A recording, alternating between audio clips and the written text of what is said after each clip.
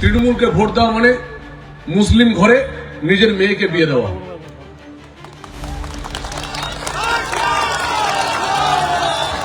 তৃণমূলকে ভোট দেওয়া মানে মুসলিমের ঘরে নিজের মেয়েকে বিয়ে দেওয়া। এটা কথা মনে রাখবেন।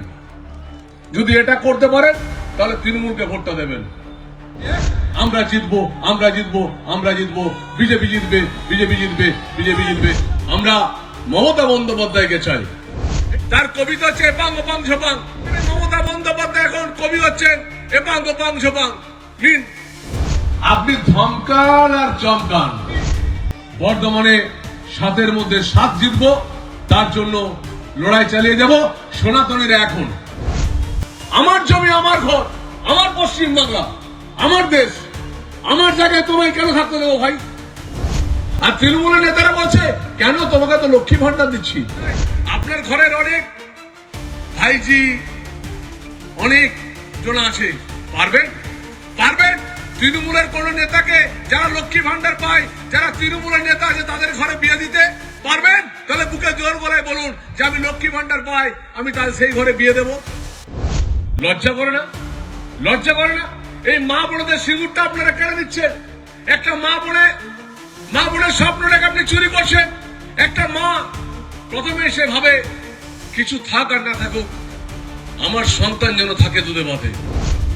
শুধু চাকরি চুরির খবর, কয়লা চুরির খবর, ভাইপো চুরি করছে আর আপনারা হাততালি দিয়ে বেড়াচ্ছেন। এটা কি বর্ধমান? তৃণমূল কংগ্রেস একটা মিথ্যাবাদী দল চালায়। আপনারা দাঁড়িয়ে বিবেককে জিজ্ঞেস করবেন তো, যারা এই তৃণমূলের নেতারা আছেন, এই বর্ধমান থেকে আসানসোল ভাগ হয়ে গেছে, আসানসোল জেলা হয়েছে, বর্ধমান আলাদা জেলা হয়েছে। বর্ধমান জেলার জন্য তৃণমূল কংগ্রেস কি দিয়েছে একবার জিজ্ঞেস করবেন না তৃণমূল নেতাদেরকে? এখানকার বিধায়ক, তাকে তো আমি জিজ্ঞেস করতে চাই, আপনারা বর্ধমান জেলাদের জন্য, এই পূর্ব বর্ধমানের জন্য, পূর্বস্থলীর জন্য কালীঘাট থেকে কি নিয়ে আসতে পেরেছেন? শুধু চাকরি চুরির খবর, কয়লা চুরির খবর, ভাইপো চুরি করছে আর আপনারা হাততালি দিয়ে বেড়াচ্ছেন। এটা কি বর্ধমান? যে বর্ধমান গোটা রাজ্যকে শাসন করত, যে বর্ধমান গোটা দেশে একটা দিশা দেখাতো, আর সেখানে এই জেলে একটা ভালো মন্ত্রী পর্যন্ত নেই। যে স্বপনবাবু আছেন তিনি তো ভালো যাত্রা করেন,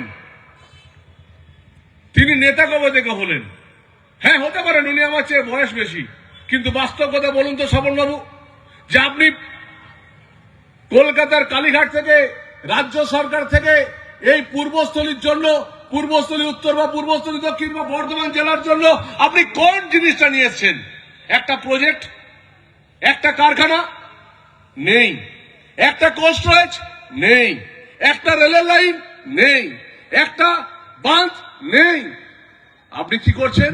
আপনার যে সম্পত্তি, এখানের যে বালি, এখানের যে কৃষকদের রাসায়নিক সার, 26 যে রাসায়নিক কৃষকদের সার, সেটা কালোবাজারি করে বিক্রি করছেন। আপনারা তো চুরির জন্য আছেন, আর চুরি করে মানুষকে বলছেন আমরা লক্ষ্মী ভান্ডার দিচ্ছি। লজ্জা করে না? লজ্জা করে না? এই মা বোনদের সিঁদুরটা আপনারা কেড়ে দিচ্ছেন। একটা মা বোনের স্বপ্নটাকে আপনি চুরি করছেন। একটা মা প্রথমে সে ভাবে কিছু থাক আর না থাকুক, আমার সন্তান যেন থাকে দুধে ভাতে। আর তৃণমূলের নেতারা বলছে কেন তোমাকে তো লক্ষ্মী ভান্ডার দিচ্ছি। লজ্জা করে না? আমি তৃণমূলের জামাই, তৃণমূলের চ্যাটার্জি বাবুকে বলতে চাই, আপনার ঘরের অনেক ভাইজি, অনেক জন আছে, পারবেন? পারবেন? তৃণমূলের কোন নেতাকে যারা লক্ষ্মী ভান্ডার পায়, যারা তৃণমূলের নেতা আছে তাদের ঘরে বিয়ে দিতে পারবেন? তাহলে বুকে জোর গলায় বলুন যে আমি লক্ষ্মী ভান্ডার পাই, আমি তাহলে সেই ঘরে বিয়ে দেব। তার কবিতা হচ্ছে এপাং ওপাং ঝপাং। যেখানে আমরা সত্যেন্দ্রনাথ দত্তের আমরা কবিতা পড়তাম, ছন্দের জাদুকর বলতাম, আর সেখানে মমতা বন্দ্যোপাধ্যায় এখন কবি হচ্ছেন এপাং ওপাং ঝপাং। নিন, এটা হচ্ছে ভবিষ্যৎ। ভবিষ্যৎ কি? যুবকদের ভবিষ্যৎ হলো পড়াশোনা করার পর অন্য রাজ্যে চলে যাওয়া। সেই রাজ্যে কারা আছে ভাই? সে রাজ্যে ভারতীয় জনতা পার্টি, সেই রাজ্যে ভারতীয় জনতা পার্টির মুখ্যমন্ত্রী আছে। আজকে আসাম আমাদের থেকে অনেক এগিয়ে যাচ্ছে, আর আমরা এখানে হাততালি দিচ্ছি। আমরা মমতা বন্দ্যোপাধ্যায়কে চাই। এখানে উড়িষ্যা ছোট ছোট একটা রাজ্য, উড়িষ্যার আদিবাসী নেতা আমাদের মুখ্যমন্ত্রী, তিনি 94,000 কোটি টাকা কলকাতা থেকে নিয়ে চলে গেলেন। উড়িষ্যায় শিল্প বিনিয়োগ হচ্ছে, কিন্তু পশ্চিমবাংলায় কোনো শিল্প নেই। আমি মাদেরকে বলবো, বোনেদেরকে বলবো, যুবকদেরকে বলবো, কিসের ভয়? 18% আজকে ভয় পাচ্ছেন। কালকে আপনাদের বাড়ির বউকে, বাড়ির বোনকে, বাড়ির বউকে, বাড়ির মাকে সবাইকে বোরখা পরতে হবে, সবাইকে বোরখা পরতে হবে। এখন যদি 18%কে ভয় পান, আমি শুধু অনুরোধ করব, তৃণমূল দলটা চালাচ্ছে কারা? তৃণমূলের দল চালাচ্ছে পীরজাদারা, তৃণমূলের দল চালাচ্ছে আইপ্যাক, তৃণমূলের দল চালাচ্ছে যারা বাংলাদেশ থেকে এসছে তারা। তার জন্য আমাদের হাতে হাত মেলাতে হবে বন্ধু। অনেকেই ভাববেন তাহলে সরকার আসবে কি করে? আমি নিশ্চিত করে বলতে পারি, এইবার সরকার আমরা পাবো। গোটা ভারতবর্ষে আসামে 40% মাইনরিটি মুসলিম। আমাদেরকে ভোট ওরা 2% বেশি দেয় না। আমরা তাদেরকে বলি, তাদের জন্য কাজ করি। আমাদের নরেন্দ্র মোদীজি প্রত্যেকের ঘরে ঘরে চাল পৌঁছে দিয়েছেন কোভিডের সময়, প্রত্যেকের জন্য শিক্ষা ব্যবস্থা করছেন, প্রত্যেকের জন্য বেটি বাঁচাও বেটি পড়াও করছেন। কিন্তু সেখানে উনি জাতি দেখেননি, কিন্তু মুসলিমরা আমাদেরকে ভোট দেন না, আমরা সেটাও জানি। মুসলিম ভাইদেরকে একটা কথা বলবো, যেখানে মুসলিমরা হিন্দুদের কাছে থাকে সেখানে সুরক্ষিত থাকে, কিন্তু যেখানে 80% মুসলিম আর 20% হিন্দু, সেখানে কেউ সুরক্ষিত থাকে না। আমি এখানকার চ্যাটার্জি বাবু বিধায়ক আছেন, আমি তাকে বলবো, তার যদি এত ইচ্ছে, আপনি কোন মহল্লাতে একটা বাড়ি কিনে থাকুন, তার পরিবারকে রাখুন, সেদিন জানবো যে হ্যাঁ আপনি মানুষের কথা বলছেন। কই আপনি পারবেন না তো থাকতে? মুসলিম মহল্লাতে গিয়ে থাকুন, পারবেন না থাকতে, কারণ আপনাকে তাড়িয়ে দেবে। আমার মুসলিমদের কোনো রাগ নেই, কিন্তু বাস্তব সত্যি ভারতীয় জনতা পার্টি দেশের কাজ করবে, কিন্তু বাংলাদেশ থেকে যারা রোহিঙ্গারা এসছেন তাদের একটাই কাজ হচ্ছে হিন্দু বিরোধী এবং সনাতনী বিরোধী কথা বলা। তৃণমূলকে ভোট দেওয়া মানে মুসলিম ঘরে নিজের মেয়েকে বিয়ে দেওয়া।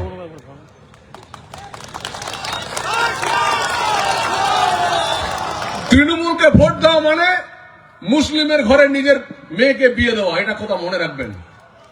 যদি এটা করতে পারেন তাহলে তৃণমূলকে ভোটটা দেবেন। আমার এই কারণে বলছি, কারণ ওরা বলছে বাংলা ভাষাকে বিজেপি পছন্দ করে না। বাংলা ভাষাকে যদি বিজেপি পছন্দ না করছে, তাহলে আমরা সাংসদরা এত প্রকল্প আনছি কি করে? আমরা গঙ্গার নিচে মেট্রো আমরা করেছি, ভারতীয় জনতা পার্টি করেছি নরেন্দ্র মোদীর নেতৃত্বে। গঙ্গার নিচে মেট্রোটা যদি কেউ করে থাকে, নরেন্দ্র মোদী করেছেন।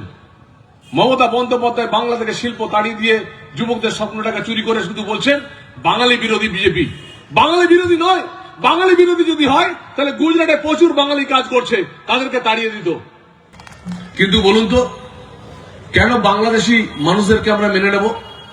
যে বাংলাদেশিরা 15 বছর ধরে 1400 কিলোমিটার জুড়ে, যেখানে মমতা বন্দ্যোপাধ্যায় কাঁটাতারে বেড়া দেওয়ার জন্য জমি দেয়নি, সেখানে প্রতিদিন রোহিঙ্গা আসবে, প্রতিদিন বাংলাদেশি মুসলিম আসবে, আর আমরা তাদেরকে মেনে নেব? কেন মানবো ভাই? আমার জমি, আমার ঘর, আমার পশ্চিম বাংলা, আমার দেশ, আমার জায়গায় তোমায় কেন থাকতে দেবো ভাই? আমাদের সম্পত্তিটাকে তৃণমূল কংগ্রেস লুট করছে। ভাইপো কোটি কোটি টাকা তোলা তুলছে। এখানকার বিডিও অফিস থেকেও 10% কাটমানি কালীঘাটে পৌঁছে যায়। এখানকার জেলা পরিষদ থেকেও 6% টাকা কালীঘাটে পৌঁছে যায়। আমি বলতে চাই, এখানে আদিবাসী ভাই বোনদের জন্য মমতা বন্দ্যোপাধ্যায় কি করেছে? আজকের যদি তৃণমূলকে ভয় পান, তা আপনার মেয়ের ভবিষ্যৎ হবে বোরখা পরে থাকা আপনার মেয়ে থাকবে, আর 4টে করে বউ থাকবে, তাদেরকে আপনি দেখতে থাকবেন। এটা মাথায় রাখবেন, এটা মাথায় রাখবেন যে আমি আমার ভবিষ্যতের ছেলে মেয়েকে নষ্ট করতে দেব না। বেশি কিছু বলবো না। আমি আবার বলি, এই বর্ধমানের দায়িত্ব আমি নিয়েছি, দল আমাদের দায়িত্ব দিয়েছে। আমি চ্যালেঞ্জ করে বলছি, আজকে পূর্বস্থলী উত্তর বিধানসভার ইআরও বিএলও বিডিও এসআই নিয়ে যে ধমক দেয়, এখানের বিধায়ক তাদেরকে খুব ধমকাচ্ছে। আমি বিধায়ককে বলি, আপনি ধমকান আর চমকান, এইবার আপনি আপনার পাশে এক্স এমএলএ লিখে রাখুন। এই এক্স আপনি লিখে রাখুন যে এক্স এমএলএ বিধায়ক বাবু আর 1.5 মাস পরে বিজেপি খেলা দেখাবে। আপনারা আরো 1 মাস খেলে নিন, 1.5 মাস পর বিজেপি খেলা দেখাবে। সেই খেলাতে আপনাকে এক্স করে ছাড়বো। আর বর্ধমান জেলায় তৃণমূলের কোন সবুজ পতাকা থাকবে না, গেরুয়া পতাকা থাকবে, গেরুয়া পতাকা থাকবে, গেরুয়া পতাকা থাকবে। সবাই ভালো থাকবেন। লড়াইটা চলুন সবাই মিলে করি। বর্ধমানে 7-এর মধ্যে 7 জিতবো, তার জন্য লড়াই চালিয়ে যাব। সনাতনীরা এখন 40%কে ভয় পাবেন না। যেখানে যে সিটে 40% আছে না, তারা বলছে মুসলিমরা সব এক। আমরাও বলি সনাতনীরা সব এক, সবাই এক, সবাই এক, সবাই এক, বিজেপি এক, বিজেপি এক, বিজেপি এক। আমরা জিতবো, আমরা জিতবো, আমরা জিতবো। বিজেপি জিতবে, বিজেপি জিতবে, বিজেপি জিতবে। জয় শ্রীরাম, ভারতীয় জনতা পার্টি জিন্দাবাদ। বাংলা হান্টের আরও খবর দেখতে নজর রাখুন। বাংলা খবর মানেই বাংলা হান্ট।